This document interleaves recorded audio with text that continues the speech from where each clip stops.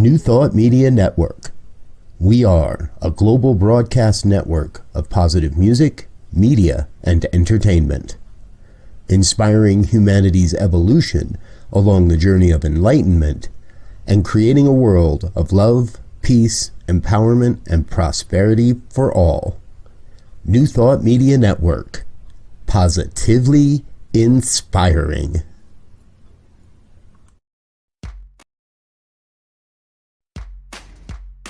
Welcome to Ministers Talking a weekly program where Rev Briz and Rev Z and their guests chat about current affairs, world events, spiritual principles, and any old they want to talk about.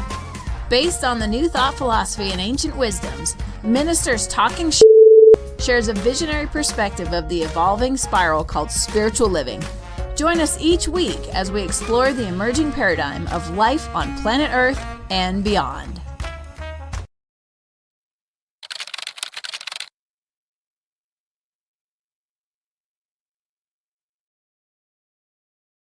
And hello again, dear ones. Rev Briz with you over here.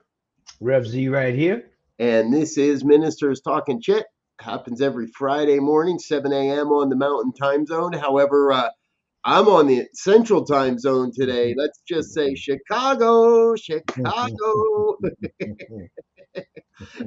you get here 2-3 times a year. I haven't been here since last year. I'm lucky if I get here once a year, and got to see a whole new portion of the city that I hadn't really hung out in before. And it's a big city, but my little corner this week's been a lot of fun. I'll tell you that way. Yeah, it's a big, pretty active city. You know, they got a lot going on, a lot of cultural communities all over the place, and with all of the universities they have there, and you know, they got the mercantile stock exchange there for trading commodities, and so there's a lot going on in that city. Great food, and I'm sure with the parliament there, it's just been overflowing with love and people that are just, you know, pouring out some good vibes throughout the city. Exactly. And so, folks, for those that may not know, New Thought Media Network is here at the Parliament of the World's Religions, hanging out with a whole bunch of spiritual luminaries and folks from all different types of cultures and all different types of religious beliefs and practices. And it's been really, really a great time. So you'll be hearing more and seeing more of what's happened here in the coming weeks. And we're filming a documentary that's scheduled to be released around Thanksgiving. So keep an eye out for that as well. All right. Well, Z, I think the big story of the week, really, there's a few, but the one that's been, I think the one that's been on everybody's hearts and everybody's prayers, at least around here at the Parliament this week, has been Maui and what's happened there. Yeah. So we want to send some love and appreciation their way. That's for sure. Yeah, for sure, man. And you know, the fallout from that, I mean, the fallout just naturally is devastating when you look at all of the properties, over a couple thousand buildings destroyed, all the way up to 110 lives. And they just fear it's going to be a lot more when they go through, I mean, a whole situation. But when you look at now, they're starting to investigate the response by the emergency management team. They didn't sound the alarm.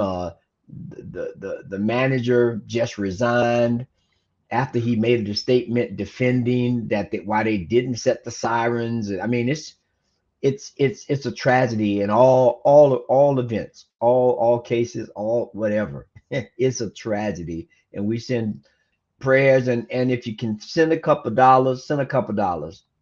You know, we think a couple of dollars may not help, but a couple of dollars in these kind of situations could be a case of water for somebody, because right now their whole infrastructure on that side of the island is in peril. Yeah, that's the pictures I've seen. Not only reflect the devastation, but reflect how isolated island living really is. And it's going to take, it's not just a matter of, oh, we can rebuild it. Yeah, we can rebuild it.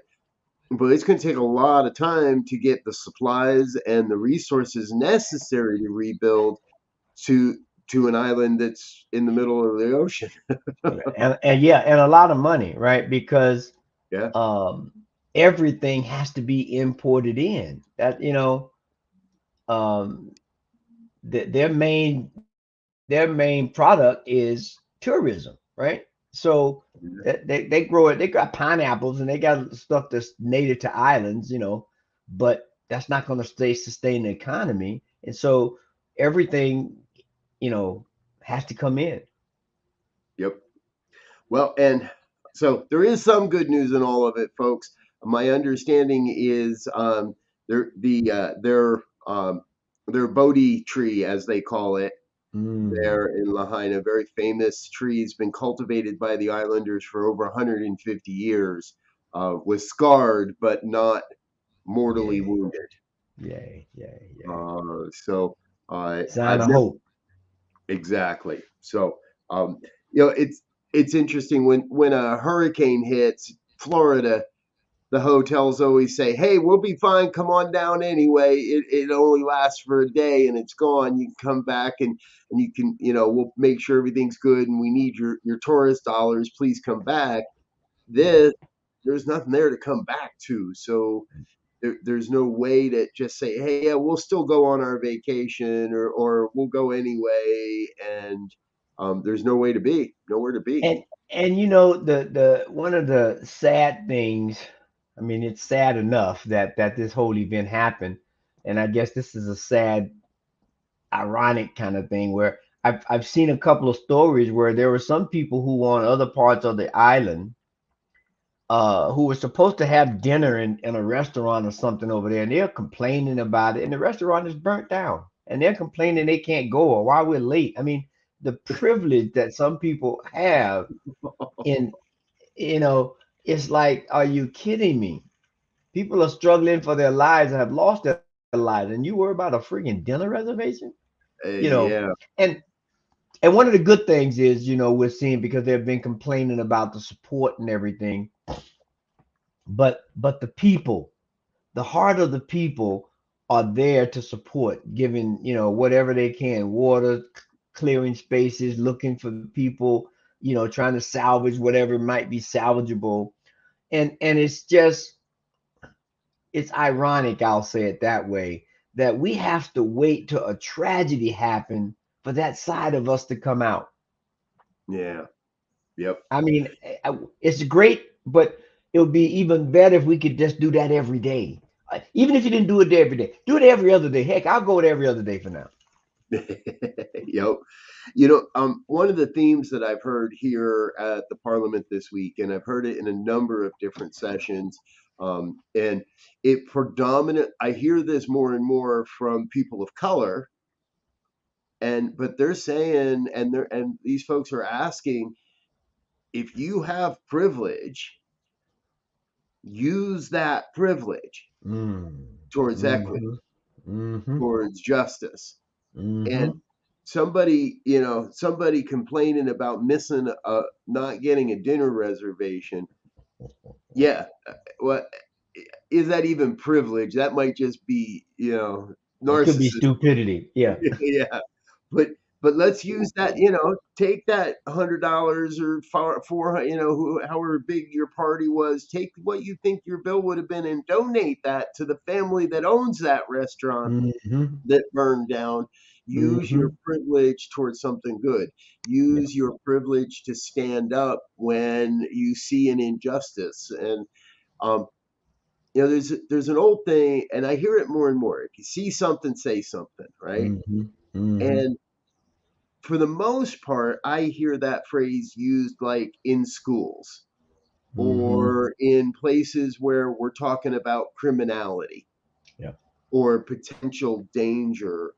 And now, which I was brought up with that belief system that snitches get stitches. You've Yeah. probably heard that one somewhere along the way. uh, Yes. so you never snitch. You see something, you keep your mouth shut. Well, now, no. Especially as a cisgendered white middle-aged guy, I have to be willing to use my privilege to speak up Yeah. and to say, hey, you know, that thing you just did, walking up to that woman and touching her hair, that's what we call a microaggression, and that's rude. That's not appropriate. And Yes. you know, the way you just, and I think it's so imperative that in today's world, if you see something, Yeah. we got to say something Yeah. and use our privilege to help create equity and justice in our world. Yeah. And you know, it's bad when you people, you know, do these kind of microaggressions. And when you said about touching the hair, my mind just went spinning because there was a time when that whole thing was uh for good luck. You touch a black person's hair or rub them on the head, it was for good luck. I mean, you know, even though they kept him in deplorable situations, I can get good luck if I rub your head, I guess, because they say, hell, if you can survive this, there's got to be some luck in there somewhere. Let me get some of it. I'm not sure what the rationale was. Come here, boy, I need to hit the lottery. I'm like, give me a break. But you know, when we look at privilege, talking about privilege, and we parlay over to the other big story is Donald Trump being indicted and 18 other co-conspirators or co-defendants or whatever in Georgia. And to think that here is a person that's running for the president of the United States. He's been indicted 4 times. and and If he's and actually had been elected as president at one time too. So yes, yeah, and to think that he's been indicted in 4 different places on 4 different types of charges, not to mention the civil suits that he's lost and still have a couple ongoing. yep. This guy is still the front runner to run the country again. Now, I know you're innocent until proven guilty. All right, we'll go with that for now. But how can anyone in their right mind, with this much scrutiny on this guy, this much uh fodder on this guy, can still, excuse me, place him as a front runner to run this country? Well, all right, and well, I want to reframe that because I don't think he's a front runner to run the country. I think he's a front runner in the far right segment of politics. That I'll give him. He's the front runner of the, I'm going to say, lunatic fringe on the very far right. But in everything I see, he still doesn't beat Joe Biden next time around. Well, here's the thing, and we know this in the black community fairly well. What's said in public can be a whole nother thing when you get behind that curtain. Right. And so it's a story to be unfolded, but I don't know.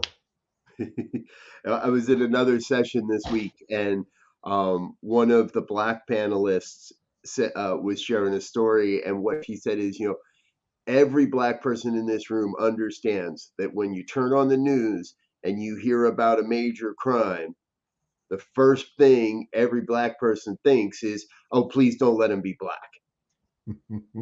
Right? Yes. It's Yes. completely unfair Yes. that Yes. the entire population of color is becomes immediately responsible for one bad actor or two Yep. bad actors or Yeah. whatever it is. Yep.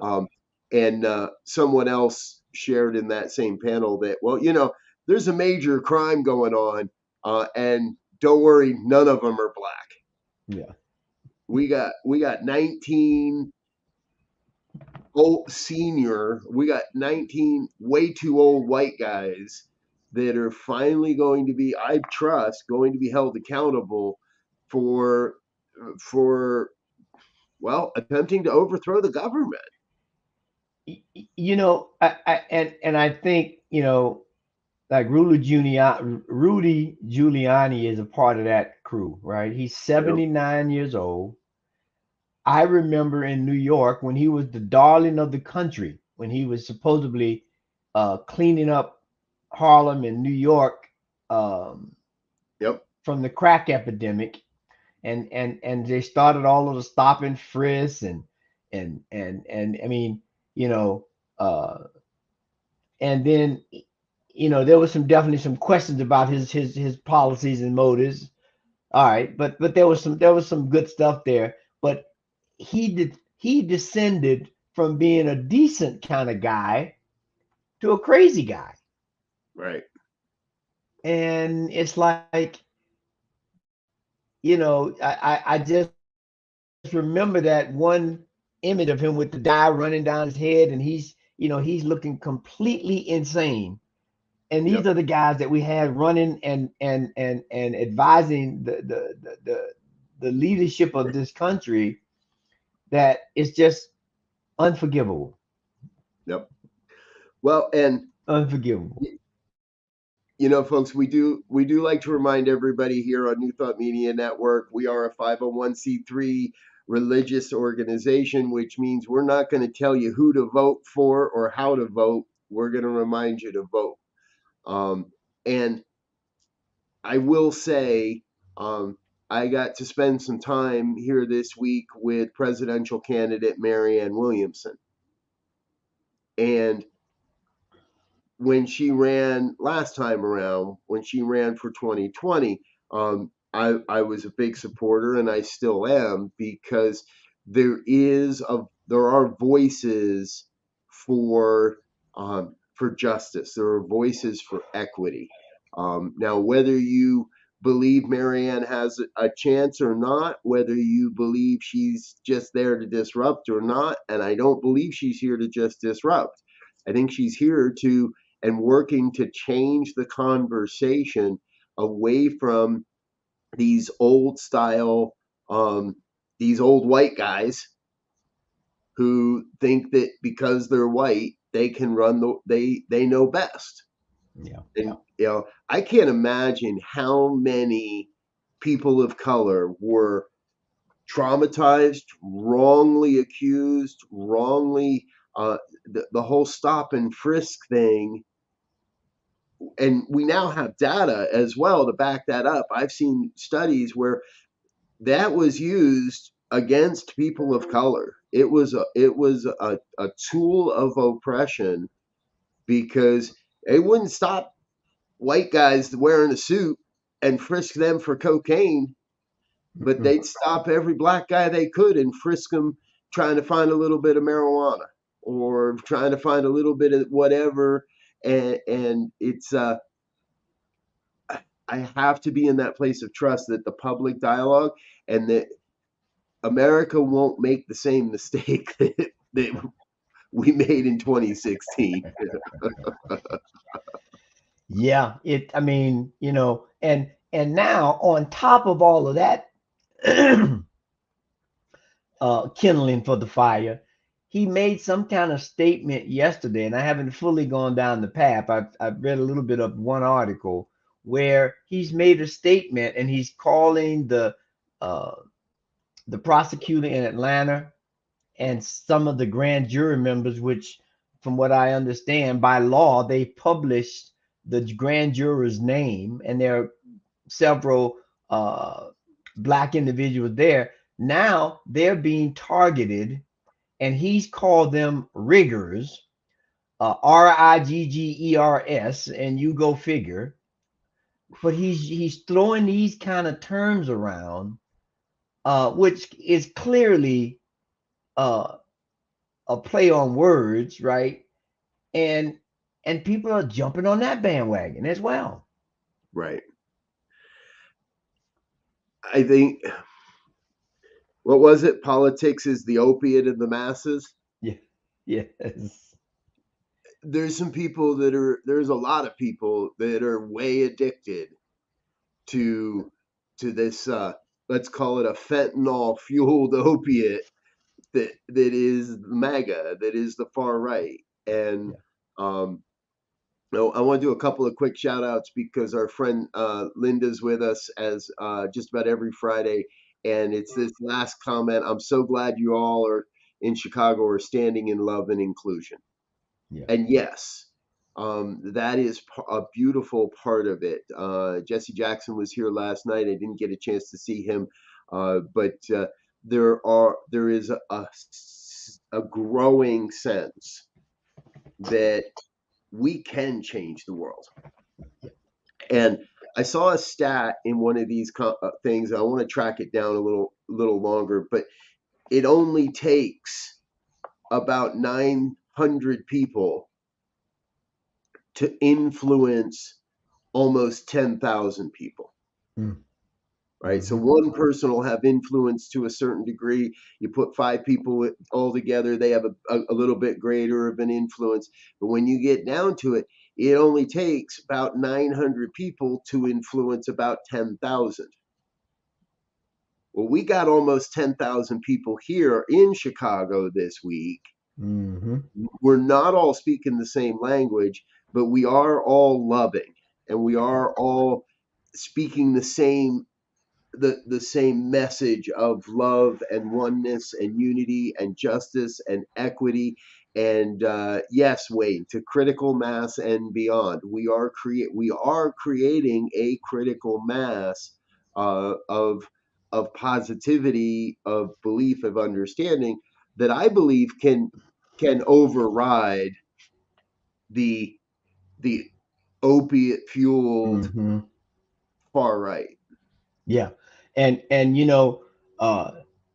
you were mentioning, there's different languages and different cultural expressions of what everyone is seeking, but the vibration, the resonating vibration from everybody, regardless of the language, regardless of where they're from, regardless of their color, is peace on earth, goodwill to all, right?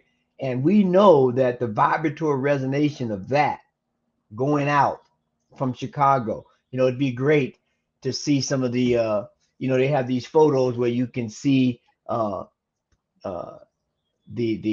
different energy emissions from different things and people. I would love to see something to see if from a satellite view, if the light is just a little bit bright in Chicago right now, and those energetic vibes are getting in the atmosphere and moving around the planet to create something more akin to a real family of brotherhood and sisterhood that we need if we're going to continue to inhabit this spaceship Earth, as we call it sometimes. It could be a coincidence. I'm going to start with there, but I've noticed, yes, the vibe is transformative because there was I noticed there's a custodian here on property. Now, if anybody's ever been to McCormick Place, this is huge. This is one of the largest convention centers I think I've ever been in, and so they have a number of custodians that are basically just stationed. Their job is to man one restroom, and they're close to that restroom all day long, getting in and cleaning it as necessary and all that. And there was one custodian that didn't seem to be all that happy about his job on Monday and Tuesday. But by Wednesday and yesterday, he's got a little more pep to his step. He's whistling a little bit. He's got a little bit more of a smile on his face. When, I notice that when I walk in and walk back out and say, thank you so much for being here, I get a little bit of a smile rather than the head going down kind of thing. So I know that what we're doing can and does have great impact. And sometimes it's in the smallest ways that you see it happening. It doesn't have to, you don't have to wait for big, huge transformative events. We make a difference every day by who we are and how we show up in the world. Yeah. And that's what, from my perspective, the parliament of world religions is, in that it says to me that we have these different religions, these different practices, these different rituals, these different ways of viewing the world that we believe and attest to, that will lead us to a greater understanding of mankind. Now, we know that there are many different ways, let's say, to make a friend. You can make friends in a variety of different ways, but the ultimate goal is to make friends, right? And so whether I tell a joke to make a friend, or whether I share a good story, or we share a meal, there was a different ways. And that's what we are trying to do. And as I understand it with the parliaments, let's get a better understanding. Let's talk a little bit. You know, there are many things that we may not agree on or have different approaches, but you know, we hear this word now, intersectionality. That's a popular word now with Right. DEIB. Well, what the parliament is doing is saying, look, let's find the intersectionality of what we're trying to do collectively, and let's promote that. And eventually, these things that are not within the sphere of the intersection will grow and grow and grow. Yes, exactly. Hey, Linda's reminding us, Power versus Force. Great book. Really powerful read on all of what we're talking about here, the power of that community. I want to do a couple more shout outs. Lori Carlson, happy that you're here with us as well. Lori, I want you to know I gave Reverend Frankie Timmers a big, huge hug, and we both spent a few moments gushing over you and your recent talk there for her community and what you're doing. So thank you. Really grateful you're with us as well. Shay, glad you're here this morning. Good to see you, dear one.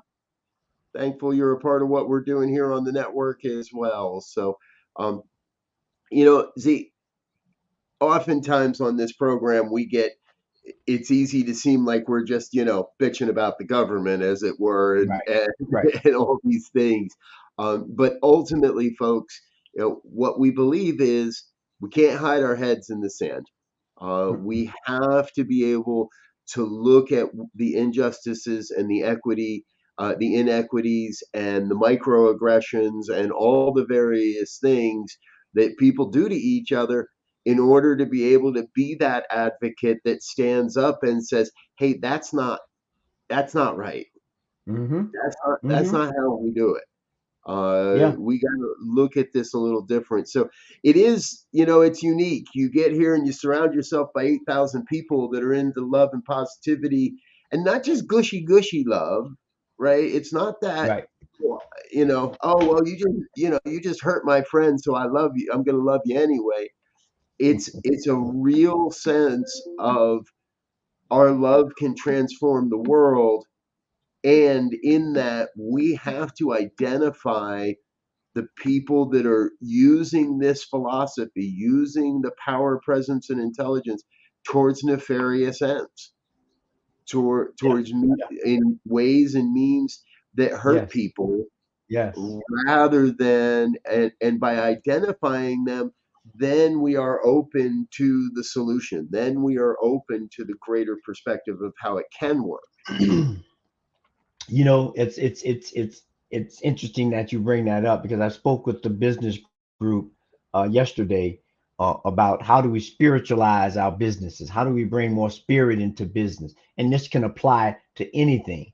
But the point that you're making there about how do we begin to, I'll put it in a medical term, diagnose what's needed. So Yeah. what we do here on Friday mornings is we're not condemning, we're trying to come up with a good diagnosis so we can figure out what the treatment is to give you some relief or some remedies for that ailment or for that misalignment or for that uncertainty or that confusion. And so Right.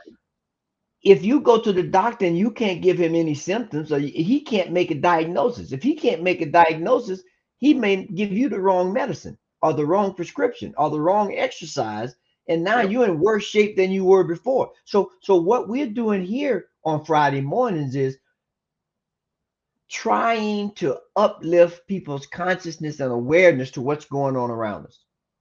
And if Hmm. it's not already apparent, I mean, it should be for a lot of us, or some of us anyway, pretty apparent when we look at all the different arenas, economics and education and weather and politics. All these things are still in turmoil or in flux, trying to find their new level ground.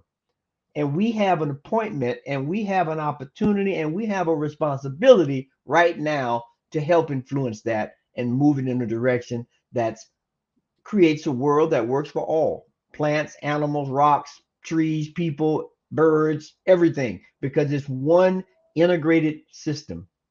Yep. And we have an intersectionality on this planet. I love that. We have an appointment and a responsibility, right? It's not just enough to say, oh, and that's part of it. It's not just enough to come to a conference like this and spend a week learning about this stuff and being all, okay, we got to change that.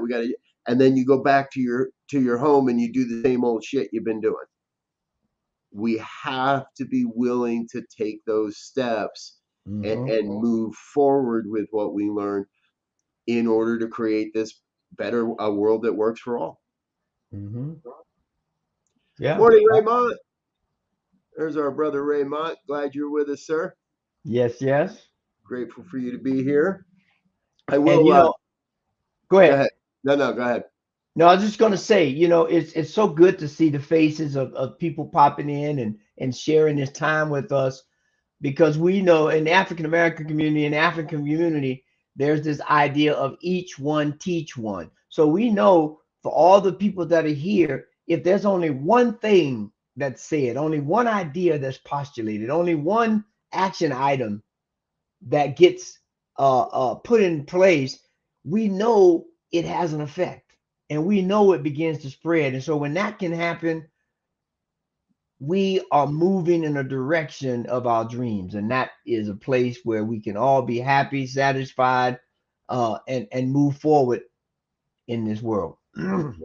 Beautiful. Thank you. I do want to give a quick shout out to our brother Raymond, Reverend Dr. Raymond Anderson. He will be the facilitating host on tomorrow morning's Science of Mind and Spirit Saturday morning conversation series. That happens at 9 o'clock tomorrow morning here on the New Thought Media Network. Be sure to tune in and check out Reverend Dr. Raymond and what he's got to say about the science of mind. And this is a two-part series. He was with us last Saturday as well, and I'll say it publicly. Man, oh man, what a rip fire of a talk. If you haven't seen it, go back on the archives on our YouTube page and look for last Saturday's Science of Mind and Spirit conversation. Raymond did an amazing job, and I'm going to be driving, but I'll watch it on the replay. Going to be really looking forward to seeing what he's got to say this week. So again, that's tomorrow morning at 9 a.m. Join us for that. So, Z, before we run out of time here, no, I know you weren't able to be here with us this week, and I know you've been able to catch a little bit of what's been happening and all of that. Number one, I want to join. I want to set the intention that next time this happens, because the parliament doesn't happen every year, folks. It happens on an irregular basis, every 3 to 5 years, depending, it seems, at this point. But the next time it comes around, I definitely want you to be a part of it and be here, you and I, to be able to share that together. Because my sense is we're beyond the tipping point. Yeah. We may not know it, but we're beyond the tipping point of social justice. And we are now at that point where I see more and more people willing to take that stand, and this concept of each one teach one, right? If we've got about, estimates are somewhere between 8 and 10,000 people here this week. So let's go on the low end. If we've got 8,000 people here and each one of those folks teaches one person in the next week, in the next month, before the end of the year, or just inspires it one to take a stand, well, it won't take very long at a pace like that where Marianne does become a more viable. I don't want to say she's not a viable candidate. I think she's got an amazing platform. I think she's very viable. I think she's very capable of leading this country if we were to give her that opportunity. And we can build a coalition. We can build a consciousness of equity, of justice, of equality, that moves out into the world, and it just means that each one of us has to speak our truth and speak it a little louder. There was another great panel here this week, speaking truth to false power. And I think that's what we're doing. We're learning how to speak truth to false power, so that those that believe in the false power recognize that it's not the true power, Right. and can then thus find the one power. Yeah. Yeah. And you know what I thought about while you were saying that, especially kind of given the situation in Maui, you know, it'd be great for us to, as a global spiritual religious community, to come up with our own emergency management team, right? That we can begin to approach issues like homelessness or food insecurity or any manner of things that affect humanity, as we look at this whole thing in social justice, because social justice is just human justice, right? And when you really look at it, it's like, how do we create an environment where all humans are created justly and they have the same opportunities? And you know, I'm not equal to you. I'm not. You're 6 foot something. I'm 5 foot something. There are a lot of things that we're not going to be equal to if we're trying to measure it by that. But if we measure it by opportunities and affordability and justice and opportunities in education, then we begin to create this world where everybody has a true opportunity to participate. Like, I can't play in the NBA. I mean, I'm not a Muggsy Bogues, right? And I don't know if Muggsy would survive anymore, who used to play with the Charlotte Hornets. But I mean, that's just the state of the game right now. So what I do, I go pick another game. I'll go play soccer. I'll go play tennis or whatever. And we have to begin to use some of these metaphors in life to figure out, how do we begin to actualize the goodness, the greatness that each one of us has, so that we complement each other, not cancel each other out or any of the other crazy stuff that goes on. Yep. You know, you just gave me a great idea, because we didn't talk about it today, but for everybody in Southern California, hang on. There's a hurricane heading your way, the first one in over 100 years or something, that what'd you say, a class 4? Category 4 right now. Category 4 hurricane heading for Southern California, heading right up the Baja coast through Mexico as well. So hang on to your hats. But that's about the fact that the Federal Emergency Management, whatever they are, FEMA, whatever their initials stand for, is overstretched and is becoming more and more taxed by the rapid succession. And when I think about it, a lot of faith movements, a lot of churches, a lot of organizations, when something happens, they're out on the ground handing out water and wearing their t-shirts to let everybody know who they are. It may just be time for a new thought. I don't want to call it emergency, but a new thought response team to disaster, to things of this nature. And maybe we're not on the ground in Maui handing out food and water, but we can become part of that supply chain, part of that response team. We might not be able to be on the ground everywhere, but as this movement grows, I'm holding the vision. I'm holding that vision starting right now today, that as a movement, New Thought can create a response mechanism when we see people either affected by disaster or affected by injustice. Yeah. I mean, the time has come. I mean, for it's been to come, but now it's more apparent for some, that, hey, the time for talking and strategizing and all those things, there's still a place for that, but it's got to be on the ground strategy now. I mean, we can't sit back and come up with elaborate plans and things like that now and not have an action team to go out and do something, implement some of these. And I hate to use like in football is a good example of, the coach comes in with a strategy, but if the other team has peeped that strategy, they got to start making adjustments on the field right now. They can't go back in the locker room unless it's halftime and start coming up with new plans. It's like we got to make an adjustment now. And given that the NFL is well on its way to kicking off the new season, there's a bunch of games this weekend. You know, I had to get the football in. It's coming. That's what I was just laughing about. Week 1 of preseason doesn't mean a damn thing. Elzia is already talking football. Thank you for that, brother. And, I want to address with Linda real quick as well before we run out of time here. I would add all life, all living things are what we as a movement need to hold up and embrace in the big love. Absolutely, Linda. Elzia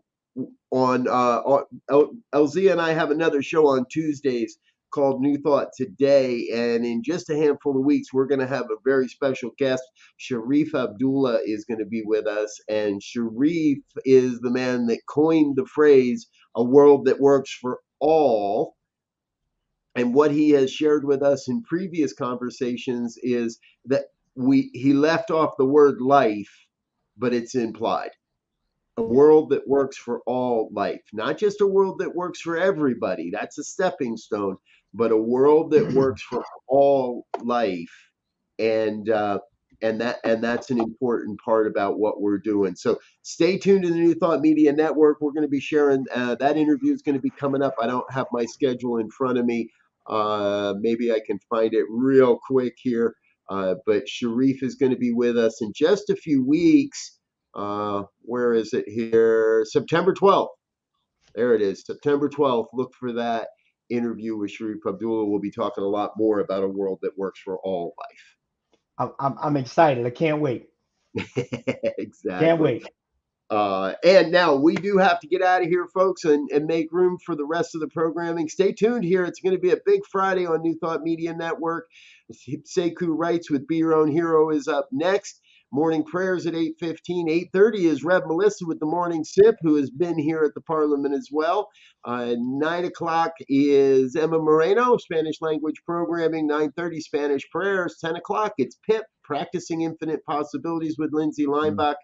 Coming next week, we have a new program scheduled and premiering next Friday at noon. That's Wham! We Are Miracles with Shay Davis. So plan to watch us, join us for that next week. 1 o'clock, The Joy Show with Reverend Barbara Schreiner Trudell. 5 o'clock, it's The Good News. Sitting in for me this week will be Reverend Barbara Schreiner Trudell. And the Fireside Chat at 6 with Reverend Michael Mangus. He's here at the Parliament as well with us. I'll tell you, New Thought Media Network got a good contingency of people here within the New Thought contingency as well. So thanks again for being with us, folks. We got to get out of here, but we want you to know we love you. You're amazing. And until the next time we connect, we wish you peace and richest blessings. Bye now.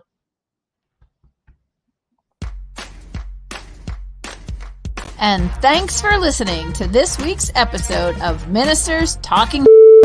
We'll be back again next week with more commentary on current affairs, world events, and any other our ministers want to talk about. And if you found value here, please share our with your friends. Until next time, peace and blessings.